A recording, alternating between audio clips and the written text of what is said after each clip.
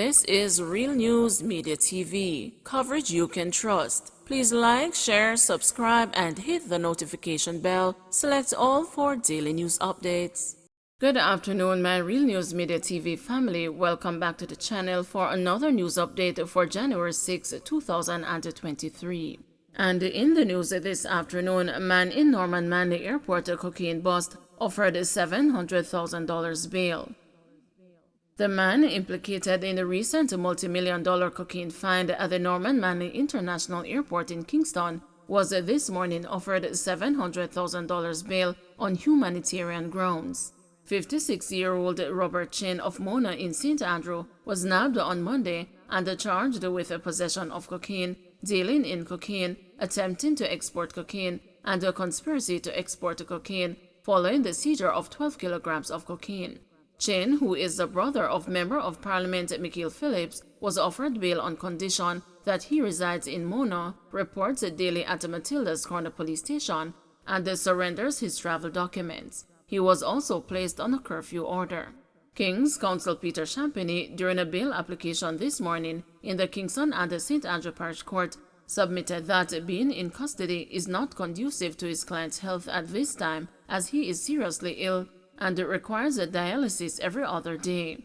Champagny, while pointing out that his client had already missed an appointment, also indicated that his client has a massive tube running from his heart up to his neck, which he said also requires constant care. He highlighted that at present, the situation with the tube is that it is in a terrible state and had started to smell. Champagny also pointed out that his client required a special diet and that his wife encountered challenges this morning in bringing him his food at the Halfway Tree police lockup. "I genuinely fear the worst if he remains in custody," Champagny said. The prosecution, which had objected to the bail on the grounds that the accused is a flight risk, said that Chin could be better cared for and accommodated at the Horizon Remand Center. Additionally, the clerk of court informed that the reason why Chin was not taken to his appointment was that the fee for his treatment was not paid. Parish Judge Venice Blackstock-Murray, however, lambasted the police for focusing on the payment instead of taking the accused to his appointment.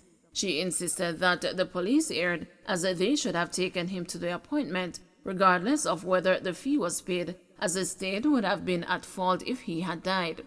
The judge, after listening to both parties, concluded that she was of the view that it would be better for Chin's family to continue to assist him in getting treatment, as the system, despite its best efforts, is sometimes faced with challenges that might put Chin at risk. Chin, who is also being represented by attorney Hadrian Christie, is to return to court on February 10. Allegations are Chin was attempting to board a flight to the United States of America about 7 a.m. on Monday when a search of his luggage was conducted and the illicit drug with an estimated street value of US $600,000 was allegedly found. However, the police said he managed to evade arrest. Chin was later arrested about 6:30 p.m. the same day. Retired Court of Appeal Judge Henderson Downer has died. Retired Court of Appeal Judge Henderson Downer died yesterday. His many judgments will keep his name in the forefront for many years to come, retired President of the Court of Appeal Justice Seymour Panton said today. After returning from England, where he studied law and was called to the bar at Lincoln's Inn in 1969, Justice Downer began working in the public service. He first served in the Attorney General's Department as an assistant Crown Counsel. He was next transferred to the Office of the Director of Public Prosecutions in 1971 and was appointed in 1977 as a Deputy Director of Public Prosecutions. Justice Downer was appointed a Supreme Court judge in 1981 and appointed a Court of Appeal judge in 1988. He retired in 2004. Following his retirement, he was appointed Deputy Children's Advocate in 2006 and gave a valuable service in that department for 15 years. Justice Panton said he was saddened by Justice Downer's passing. He said they met at the Office of the Director of Public Prosecutions in 1971 and developed a close bond. Panton said when he went to the Cayman Islands in 1973, he arranged for Justice Downer to be a magistrate there for 3 months. Justice Donor was a very hard-working, conscientious, and a brilliant judge. His mind was one that many envied, said Justice Panton, noting that they were both at the Supreme Court and the Court of Appeal at the same time. He gave a sterling service after retirement in the Office of the Children's Advocate. My condolences to his family. Children's Advocate Diane Gordon Harrison, who worked closely with Justice Donor, said it is with a deep sense of regret and sadness that I have learned of Justice Donor's death. He was a giant of a man who willingly gave his time, his fertile mind, and wisdom to the areas of Jamaican life to which he contributed.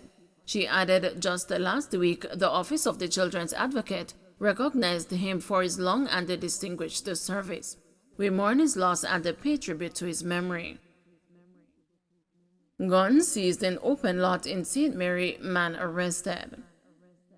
The police in St. Mary on Thursday arrested a man in relation to the seizure of an illegal firearm and ammunition during an operation in Scotts Hall district. Reports from the Anota Bay police are that about 1:30 p.m., lawmen went to the area after a complainant made a report of an alleged assault by a man with a firearm in the community. The police team went in search of the man and he was arrested. According to the police, the man admitted that he had the firearm. A search of an open lot was conducted and a CZP 9mm pistol with a magazine containing 1 9mm round of ammunition was seen among the debris. His identity is being withheld pending further investigation. Man accused of breaking into senior citizen's home charged. A 31-year-old man who is accused of breaking into the home of a senior citizen on December 27 last year is scheduled to appear in the St. Elizabeth Parish Court on January 11. Leighton Powell, otherwise called the Jasper, a farmer of Georges Valley, has been charged with burglary with intent to rob. The police say the senior citizen, who lives alone, retired to bed about 9 p.m. on December 26. Around midnight, he was awoken by strange sounds and saw light coming from a back room. The elderly man confronted Powell, who ran and escaped through a back window. A report was made to the police, and Powell was taken into custody and charged. Labor shortage to continue this year, says Mahfood. John Mahfood, president of the Jamaica Manufacturers and Exporters Association, says that the country is still facing a labor shortage stemming from the virtual shutdown of the economy 2 years ago due to the COVID-19 pandemic. Speaking with the news, Mr. Mahfood said companies are still struggling to find workers following the lifting of COVID-19 restrictions.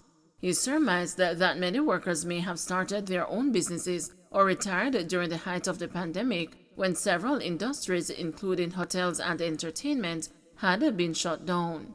With the recovery of these industries last year, Mr. Mahfood said workers are needed, especially in the manufacturing sector. During COVID, when companies shut down, when the hotel industry shut down completely, when entertainment shut down, and some manufacturers and so on, people, I don't know, they took the opportunity to start their own businesses. They may be retired, a number of things. But this year, when I say this year, 2022, the hotel industry bounced back very, very quickly, and we're looking for those employees to come back. Even the manufacturing sector is coming back and needs entry-level people.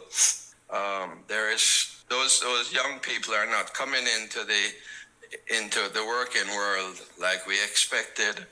That's a tough one. It's both from the Ministry of Education, making sure that people who graduate from high school are properly trained and have the requisite education, and it's the other is the heart, who can take people who have maybe not done so well in school and train them.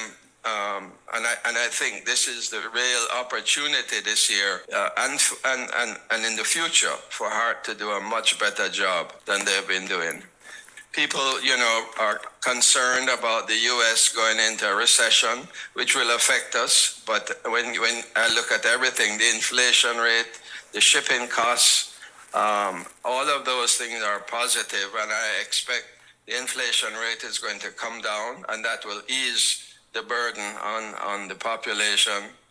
And of course, we're looking at, hopefully, we're looking for the people, we're looking at better salary increases in January to compensate for some of those high inflations in 2022.